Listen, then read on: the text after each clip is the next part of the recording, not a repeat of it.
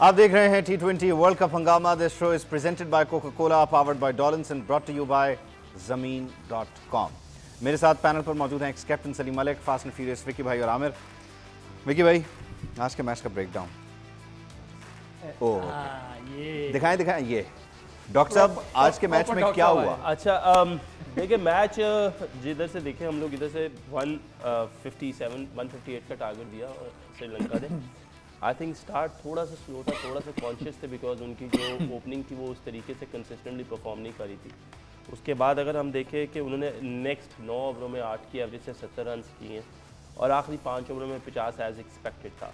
So it was overall it was an okay target because 157 wasn't a bad target to be honest.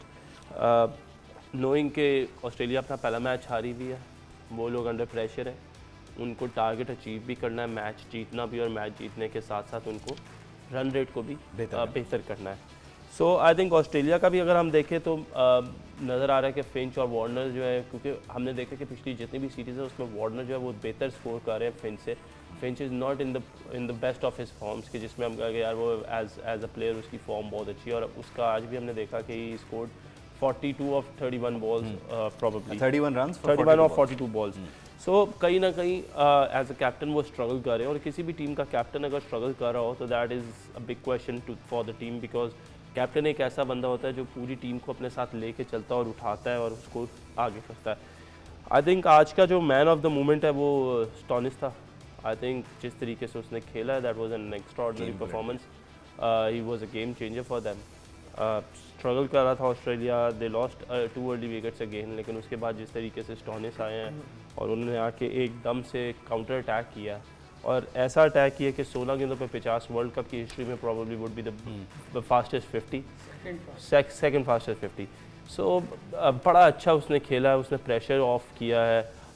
Stoinis को जाना जाता है as a finisher, और वो मतलब अपनी भी जो उनकी लीग्स वगैरह होती हैं, BBL होती है, उसमें भी वो बहुत अच्छा परफॉर्मर है मेलबर्न की तरफ से। So I think overall it was a very good performance. कहीं ना कहीं थोड़ा सा साय ऑफ रिलीफ है ऑस्ट्रेलिया के लिए, थोड़े से जान में जान आई होगी, क्योंकि इनका ग्रुप अगर हम देखें तो it's the toughest group. Sri Lanka हमने पहले भी कहा था it's more of a dark horse.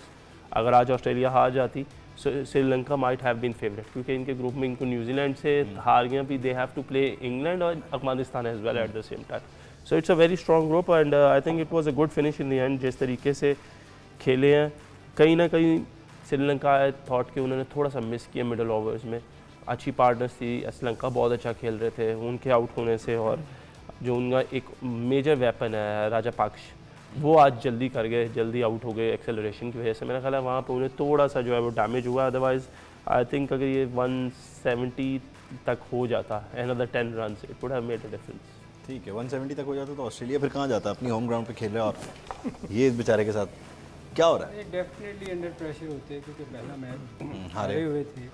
और एक चीज़ है कि ऑस्ट्रेलिया देखें, अगर दोनों मैचों में देखें, मैं हमेशा ये कहता हूँ कि ऑस्ट्रेलिया जो है ना, ये कभी भी टॉस जीत के बैटिंग कभी नहीं, बॉलिंग कभी नहीं करता था। ये मैंने 2 मैचों में देखा है कि ये ऑस्ट्रेलिया, ऑब्वियसली इस मैच में पर्स की विकेट थी, थोड़ा बॉल निकलना था, तो यहाँ तो समझ आती है, मगर ऑस्ट्रेलिया हमेशा अग्रेसिव खेलता है।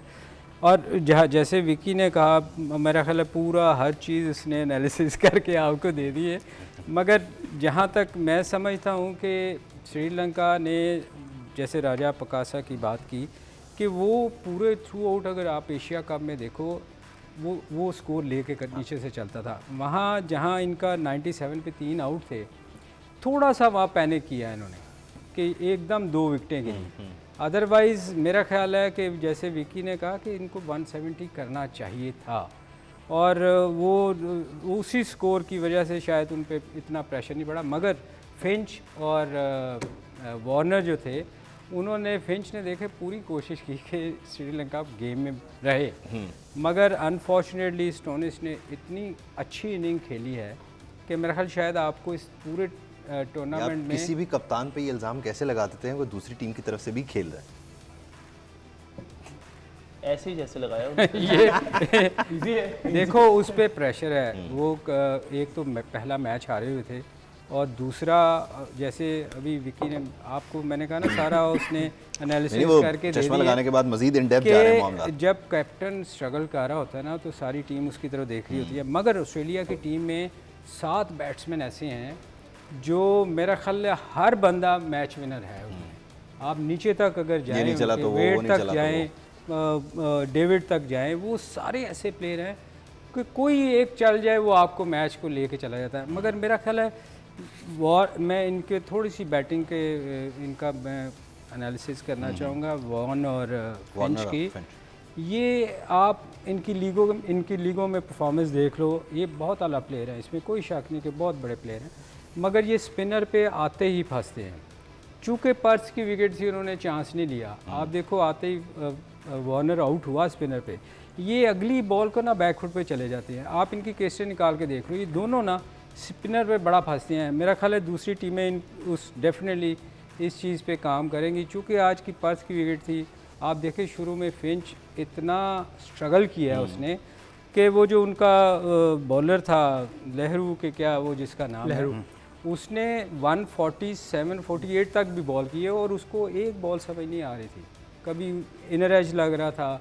तो मेरा ख्याल है वो लकी था कि सरवाइव कर गया और फिर नीचे से आके स्टोनिस ने ऐसी इनिंग खेल दी, मतलब एंड तक मैच तो फंसा के लेके जा रहा था, मगर उसकी इनिंग ने सारा कुछ ही चेंज कर दिया। अगर स्टोइनिस ना होता तो फिर ऑस्ट्रेलिया बेचारा क्या करता? फिर क्या? नीचे से कोई और कर जाता। अच्छा नहीं, श्रीलंका की जो बॉलिंग है ओवरऑल उसमें करुणा रत्ने 3 ओवर 21 रन 1 विकेट, फिर डिसिल्वा ने 3 ओवर 53। ये 53 वाला इधर से भी इन लोगों ने मुआवनत की ऑस्ट्रेलिया की। श्रीलंका के बॉलर्स ने मुआवनत की। हालांकि ये बड़ा अच्छा बॉलर है, ये विनिंदु जो है इनका मेन विकेट टेकर बॉलर है। अब आप देखें ये माइंडसेट की गेम है।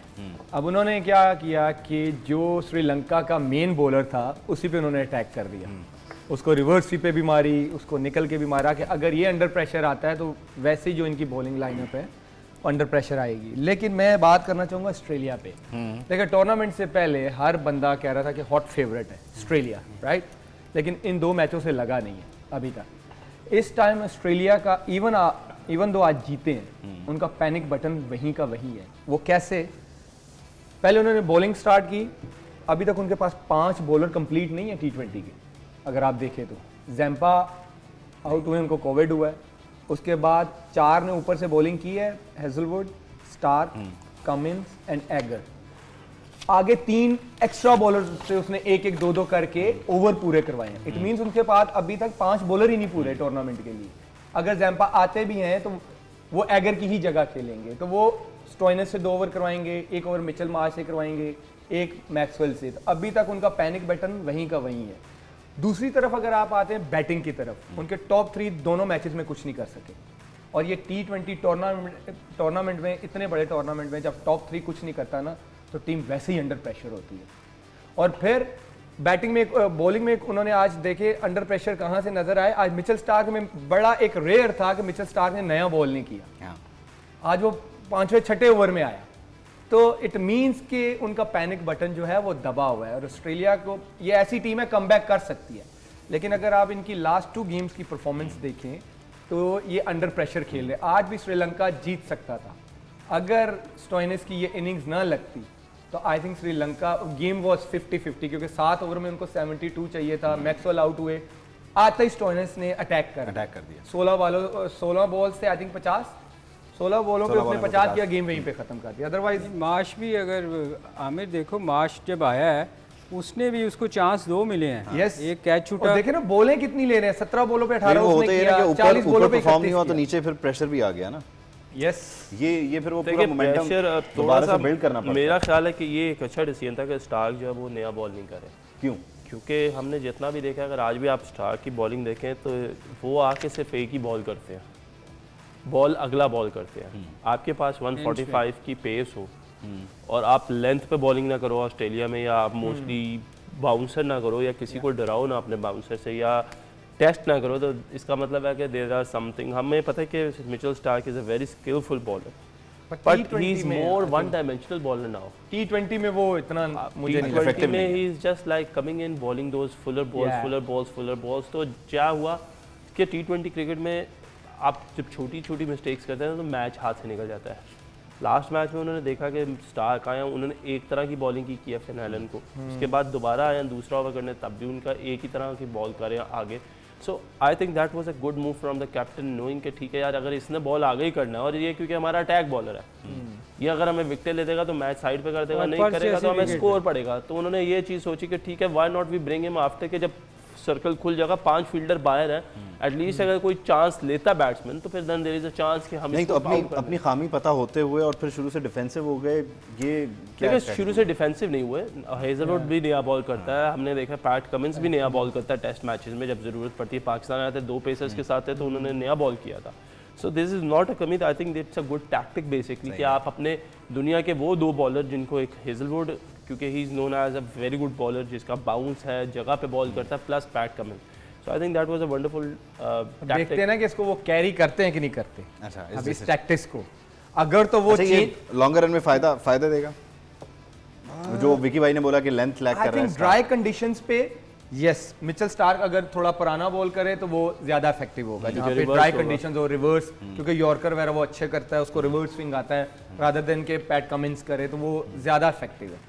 तो लेकिन अब ये देखते हैं कि टूर्नामेंट में अगर वो इस टैक्टिस को कैरी करते हैं कि नहीं करते। अगर तो वो नहीं करेंगे तो इट मींस के पैनिक बटन दबा हुआ, उनको खुद समझ नहीं आ रही कि राइट कॉम्बिनेशन क्या बॉलिंग में। सही है। अच्छा आई थिंक स्टार्क जो है ना थोड़ा सा वो उसका इन स्विंग अच्छा इन थोड़ा सा खत्म हुआ और वो उस तरह वो जिप नहीं हो नहीं रहा Yes, उस तरह सही कह मेरा ख्याल है, और वो इसीलिए आगे बॉलिंग करने की कोशिश करता है क्योंकि उसने बहुत सारे आउट किए हुए हैं। LBW उसको बहुत दफ़ा मिले हुए हैं। आमिर ने बोला कि उसका जो इन स्विंग है ना वो खत्म हुआ है। खत्म कैसे हो जाता है? मतलब आ नहीं ना रहा अभी वो क्योंकि वो जब ना रहता सिडनी है ना, इधर पर्थ में साथ नहीं लेकर ये कई दफा होता है। अच्छा, कई दफा हाँ, ये होता मैं है समझना चाह रहा हूँ, कि explain करें। जब आपका रिदम ना होना तो आपका बॉल उस जगह गिरता नहीं जहां आप चाहते हैं। मेरे ख्याल में वो ज़्यादा रिवर्स स्विंग पे भी बड़ा रिलाय करता है, वो उसकी आप देखो I don't think जो Australia बात में कर आपको रहे हैं reverse वो swing बात मिलेगा। ठीक है। असल में होता क्या है कि जब बॉलर फॉर्म में होता है, इनफॉर्म होता है, तो वो लेवल ही कुछ और होता है। Everything what you are even doing wrong gets right.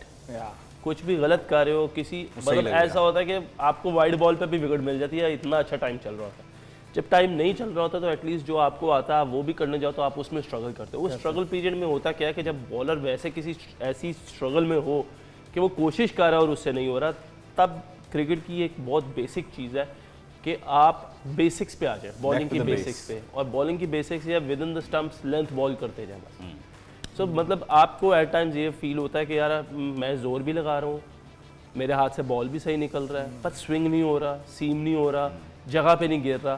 सो उसके लिए आपको क्या करना पड़ता है, at times then you over try. उसके ओवर ट्राई आप समझ रहे हो, ओवर ट्राई उसके लिए जब ये ओवर ट्राई करते हैं तो फिर चीज़ें सही के बजाय गलत होती हैं, फिर you give a lot of bad balls and stuff, क्योंकि वो टाइम अच्छा नहीं। तो फिर उस पर वो कहते हैं कि जी बेसिक्स पे आ जाने, ये बॉलिंग की बेसिक्स है कि 3 विकेटों में बॉल करें और खिंचा हुआ बॉल उसके करें। कॉन्फिडेंस के लिए ना मेलबर्न जैसी विकेट दे दो उसको। चले एक ब्रेक शामिल कर लेते हैं सलीम भाई, फिर आपकी तरफ वापस आते हैं। एक ब्रेक के बाद आपसे मुलाकात होती है। T20 वर्ल्ड कप हंगामा।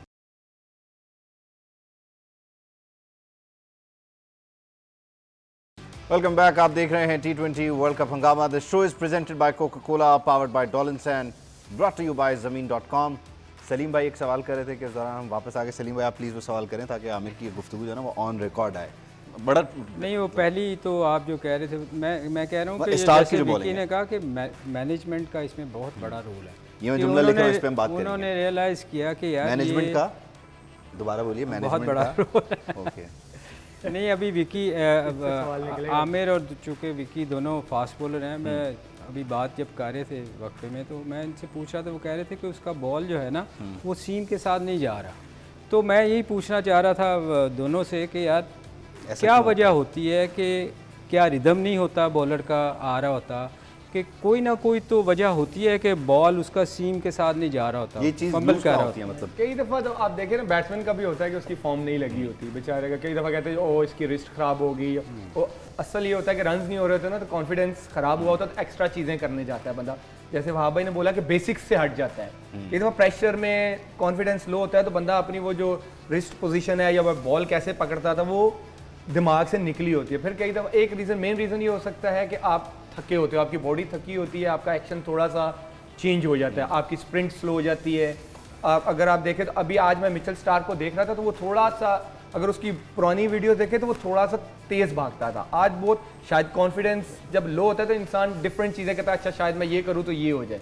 तो इसलिए कई दफ़ा ये चीज़ें बनती हैं रीज़न, लेकिन जैसे ही एक आध विकेट मिलती है, एक अच्छा स्पेल आता है, वो कॉन्फिडेंस वापस आता है आपका, तो आप वो ट्राई करना शुरू हो जाते हैं। वैसे इसका एक्शन तो बड़ा स्मूथ है, बड़े मतलब उसका कोई दफा ये वेवर्ड हो जाता है, आप देखें कि ऑफ स्टंप से बाहर भी बॉल फेंक देता है, इसका असल में एक्स्ट्रा करने जाता है। प्रॉब्ली आमिर सही कह रहा है कि as a bowler at times ऐसा होता है कि आपको ये फील हो रहा होता है, इसमें दो चीज़ें हो सकती हैं, या तो आपके पीछे इतनी ज़्यादा बॉलिंग नहीं है, अगर आपने लैक ऑफ बॉलिंग जो है वो भी इस चीज़ को जो है वो आइडेंटिफाई करती है कि आप जो है वो प्रॉपरली फॉर्म में नहीं है, और दूसरी चीज़ ये होती है कि it's just like you are too much fatigue, के जिधर आपकी बॉल आप कर रहे हैं, सब कुछ हो रहा है, लेकिन क्या चीज़ है वो जो जिप है वो आपकी मिसिंग है। सो प्रोबेबली जो अभी स्टार्क की बॉलिंग में देख रहे हैं वो ऐसा ही लग रहा है कि वो जो बॉल जितने भी वो कर रहा है जिप नहीं है बॉल में, और पेस भी उसकी नीचे आई हुई है 137 138 पे कर रहा है। probably he is more fatigued और probably he is like somebody who has lack of bowling probably इसकी वजह से। तो ये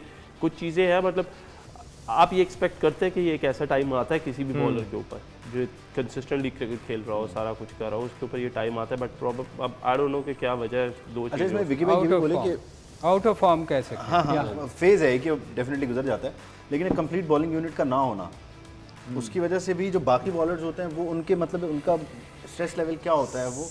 देखिए बात यह कि complete bowling unit I don't think कि अगर हम उनकी बॉलिंग देखें तो जॉश हेजलवुड है, पैट कमिंस है, स्टार्क है, हैगर है, ये 4 ओवर तो पांचवा बॉलर मिस कर रहे हैं वो। पांचवा बॉलर देखिए मैक्सवेल जब पिछले T20 वर्ल्ड कप में आया तो वो 4 ओवर कर रहे थे। मिचेल मार्श जो है वो भी 2 से 3 ओवर करते हैं। उसके बाद मार्कस स्टोनिस है वो भी इनके लिए 2-4 ओवर भी करते हैं रेगुलर जब ये खेल रहे होते हैं। इनका टीम कॉम्बिनेशन हुआ है, देखिए ना अभी इस टीम में आपको स्टीव स्मिथ नज़र नहीं आ रहे जो one of the best batsman है। उसके बाद अगर केन रिचर्डसन आएंगे तो वो ऑलराउंडर को तो रिप्लेस नहीं करेंगे ना, so they basically more depend on allrounder.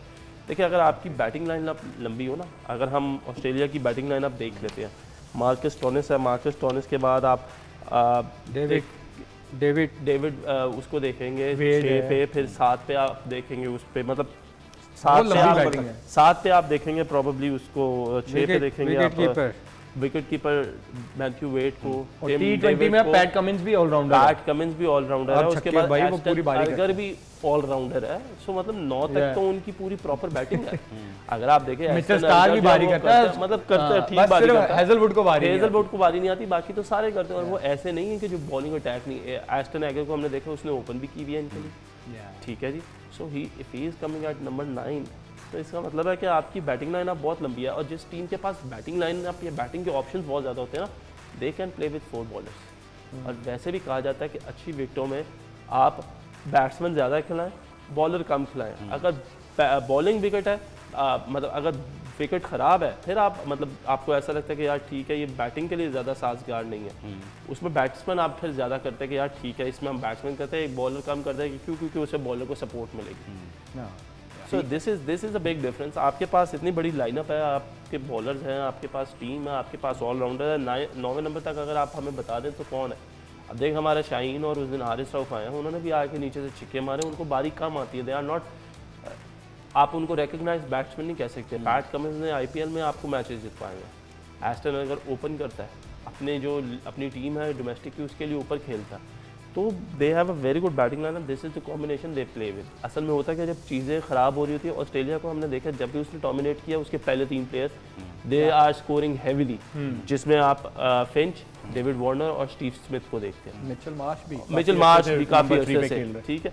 तो अगर आपके ये लड़के परफॉर्म करते हैं तो फिर आपको लगता है कि नीचे परफॉर्मेंस प्रेशर जाता ही नहीं। अब क्या हो रहा है, क्योंकि ऊपर से परफॉर्मेंस नहीं हो रही, प्रेशर ऑटोमेटिकली नीचे आ रहा है, अब वो सारा कुछ हाईलाइट होना शुरू हो गया कि यार चीजें जो है ना वो थोड़ी सी एक उसमें नहीं है, कॉम्बिनेशन में इसका यानी इसका कमबैक का मतलब एक ही वो है रास्ता है कि जो ऊपर जो लोग मौजूद हैं, वार्नर हैं, फिंच हैं, वो परफॉर्म करें तो नीचे वाले ऑटोमेटिकली छुप जाएंगे, गायब हो जाएंगे।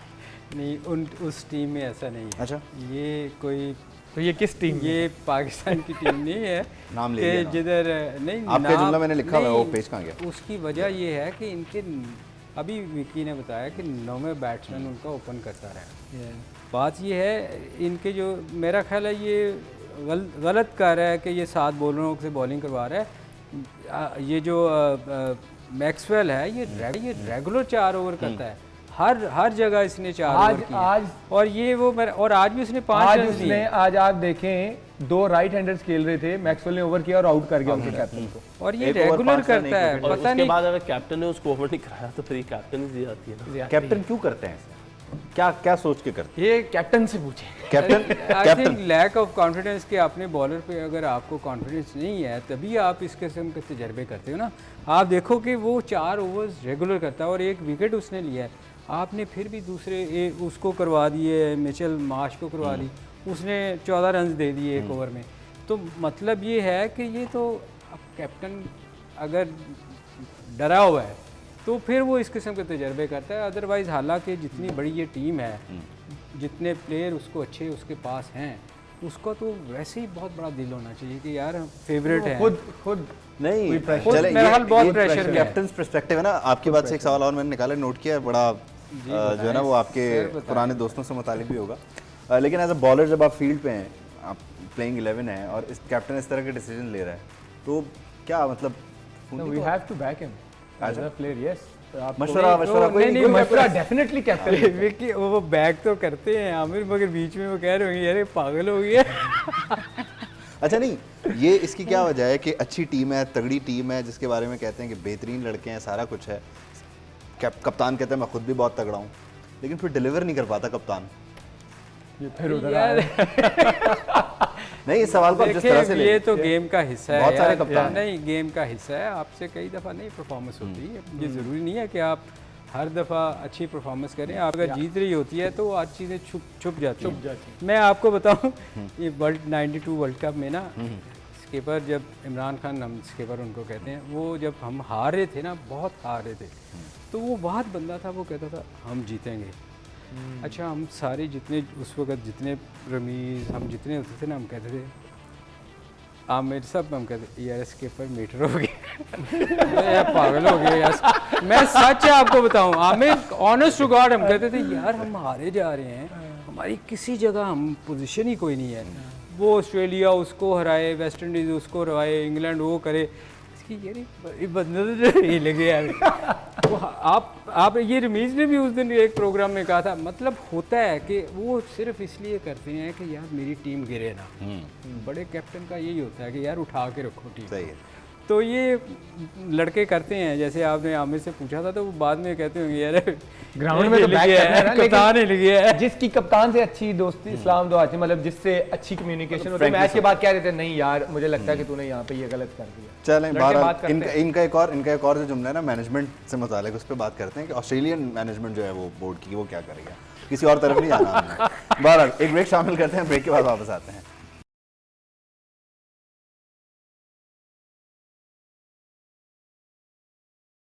वेलकम बैक, आप देख रहे हैं T20 वर्ल्ड कप हंगामा। This show is presented by Coca Cola, powered by Dollins and brought to you by ज़मीन.com। सलीम भाई, नहीं मैं ये पूछ रहा हूँ, श्रीलंका देखा आप मैनेजमेंट पे बात करना चाह रहे हैं ना, आप मैनेजमेंट पे बात करना चाह रहे हैं। मैं ये पूछ रहा था, अच्छा पूछे। निशंका ने 45 बॉल्स 40 रन्स, कैसी रही उसकी ओपनिंग? आप मैनेजमेंट पे आइएगा, लेकिन पहले ये बात करें।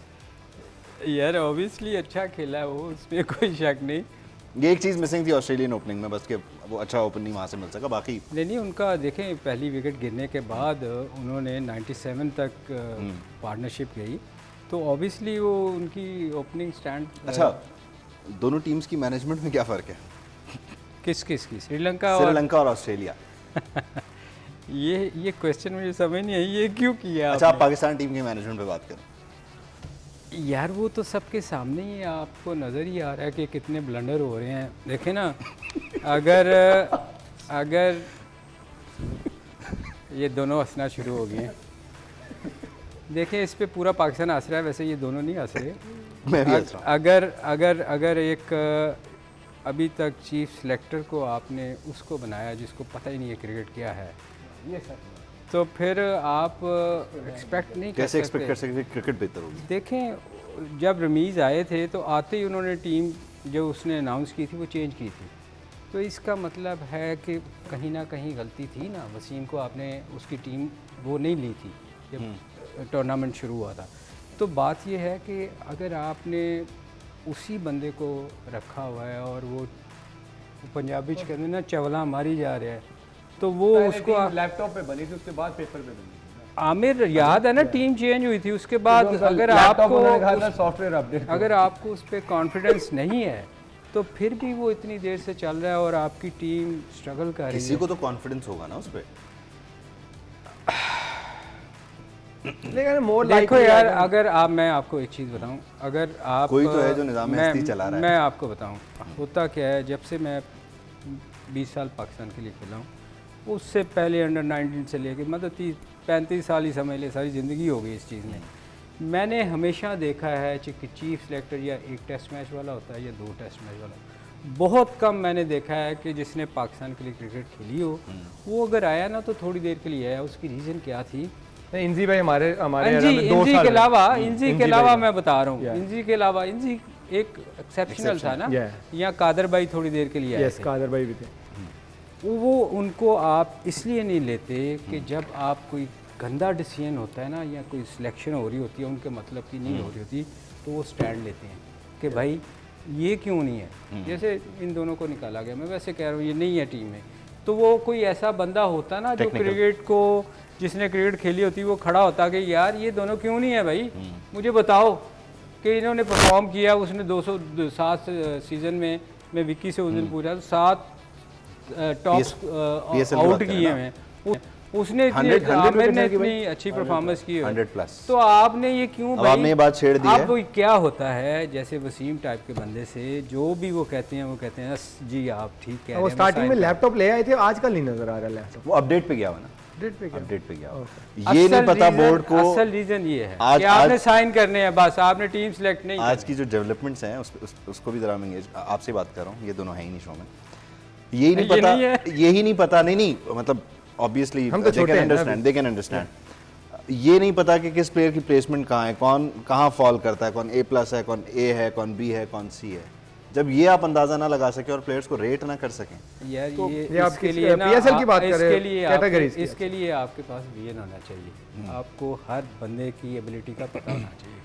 जब आप खुद अपनी ज़िंदगी में कामयाब नहीं होते ना, तो फिर आप इस किस्म के सिलेक्शनें करते हैं।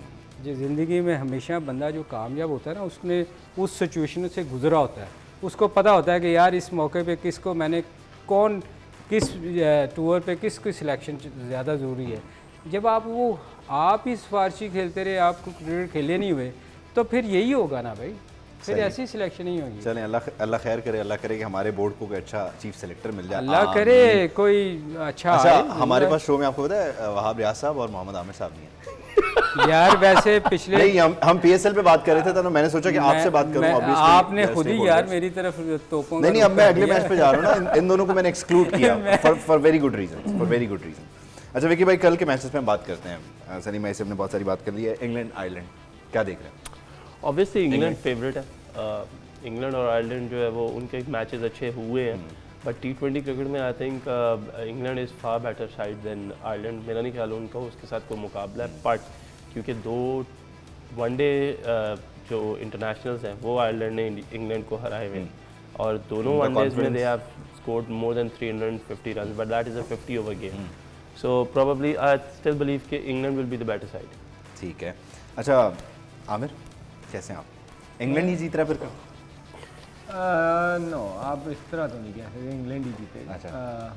T20 है, मैं तो बिलीव करता हूँ कि T20 पे आप प्रिडिक्ट करना बहुत मुश्किल होता है कि कौन जीतेगा, लेकिन यह ऑन पेपर आपको जो स्ट्रॉन्ग नज़र आ रही होती है, आप बोलते हो कि ये टीम जीतेगी, लेकिन आई थिंक 60-40, 60 इंग्लैंड 40 आयरलैंड। ज़बरदस्त। और अफगानिस्तान न्यूजीलैंड का एक अच्छा तगड़ा मैच देखने को मिलेगा, या इसको आप वन साइडेड रेट करें? ये न्यूजीलैंड और अफगानिस्तान का मैच कहाँ पे है? कौन से न्यूजीलैंड और अफगानिस्तान का मैच कोलंबो। अगर तो सिडनी में है तो फिर काबुल, फिर अच्छा मैच होगा। अगर न्यूजीलैंड और मेलबर्न तो I will go with New Zealand. अच्छा, या और इसकी वजह? इसकी वजह यह है कि उनके जो 3 प्लेयर हैं ना, वो स्पिनर्स को बहुत अच्छा खेलते, कॉनवे, विलियमसन, ग्लेन फिलिप्स, तो वो इतना फंसते नहीं है स्पिनर्स की गेम से, उनको स्ट्राइक रोटेट करना आता है। अगर आप पिछले मैच में भी देखें तो कॉनवे ने बहुत अच्छा जैम्पा को चार्ज लिया, और जो उनकी बॉलिंग साइड है, तीनों one of the best T20 bowler, Southee, Boult and then Lockie, फिर आ जाते सेंटनर। और न्यूजीलैंड आई थिंक इस टाइम जो है स्ट्रॉन्गेस्ट साइड लग रही है मुझे इस ग्रुप की। और अफगानिस्तान को क्या कोई एज है विकी भाई? देखिए अफगानिस्तान की बॉलिंग लाइनअप एवरीबडी नोज के one of the strongest bowling lineup they have. Batting में उनको इशू है, लेकिन जब हम अगर लास्ट ईयर वर्ल्ड कप की बात करें तो उसमें देखें तो बड़ा अच्छा इनकी बैटिंग को टैकल किया था बॉलर्स ने न्यूजीलैंड के, और वो कंडीशंस भी अबू धाबी की थी जिधर इतना पेस और बाउंस नहीं था। तो अब they are going to be playing on Melbourne, जिधर हमने देखा रिसेंटली तो पाकिस्तान का मैच हुआ, there was a lot of pace and bounce. So depend करेगा कि बैटिंग में वो कितना करता है। आई थिंक कि अगर 150 प्लस पहले बैटिंग करके या चेस पे भी 150 तक अगर वो रिस्ट्रिक्ट कर लेते हैं न्यूजीलैंड को, so the match will be an exciting one. Otherwise थोड़ा सा एडवांटेज जो है वो मोस्ट प्रॉब्ली, अगर मैं कहूँ थोड़ा नहीं ज़्यादा एडवांटेज जो वो न्यूजीलैंड के पास है, जिस तरीके से उन्होंने ऑस्ट्रेलिया के अगेंस्ट खेला। तो आए पहले ओपनिंग गेम के, बाकी एक्साइटिंग गेम्स ही हो रहे हैं, मजे के गेम्स। हाँ मज़ा आ रहा है। पहला सिर्फ न्यूजीलैंड ऑस्ट्रेलिया के। सलीम भाई, इंग्लैंड आयरलैंड क्या रेशो है इंग्लैंड की तरफ? आप कितना वजन डालेंगे? यार ऑब्वियसली इंग्लैंड की बहुत अच्छी टीम है और इंग्लैंड ही है। अच्छा, और बाकी क्रिकेट में जैसे कहा आमिर ने, कुछ पता नहीं चलता। देखिए उस दिन अगर उनका दिन हो, T20 छोटा फॉर्मेट है, कुछ भी हो सकता है, कुछ का कुछ हो सकता है, मगर ऑन पेपर अगर आप देखो तो इंग्लैंड ऑब्वियसली इंग्लैंड बहुत अच्छा। और अफगानिस्तान न्यूजीलैंड जल्दी से, ताकि हम फिर वाइंड अप करें। यार अफगानिस्तान इंग्लैंड में भी न्यूजीलैंड अगर अफगानिस्तान अच्छा स्कोर करती है, जैसे विकी ने कहा, तो वो उनकी बॉलिंग ऐसी है कि वो मुसीबत डाल सकती है, क्योंकि उनके दोनों स्पिनर जो है ना, तीनों वो फंसा देंगे मैच को। तो ये कहना कि वो आसानी से जीतेंगे अगर स्कोर करके। मैच जो है वो एक्साइटिंग होगा, देखने को मिलेगा अच्छा मैच इंशाल्लाह। आज के लिए इतना ही।